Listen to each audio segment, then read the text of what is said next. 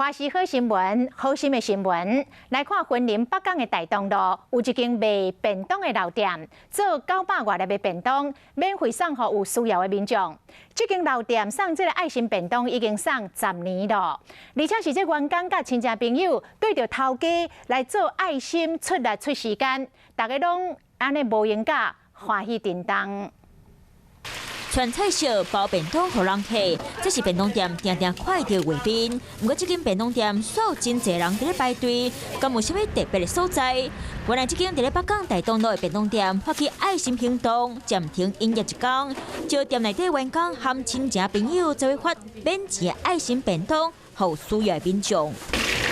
另外食，好欢喜。 店内无用出一集，不过大家心情煞真欢喜，因为这已经是第10年来办这爱心行动。第一代头家讲，会发这免钱便当，是因为厝内有4大过往，为了照顾地方4大人和弱势心情，希望让大家感受到这份温暖。今年嘛，加传900外粒便当，让大家会当吃饱。就是还在上学的时候，就是爸爸妈妈就是在做啊，然后就那时候不太能理解他们为什么要做。 然后比较长大之后，就会发现，就是支持做更好，然后就延续跟着做啊。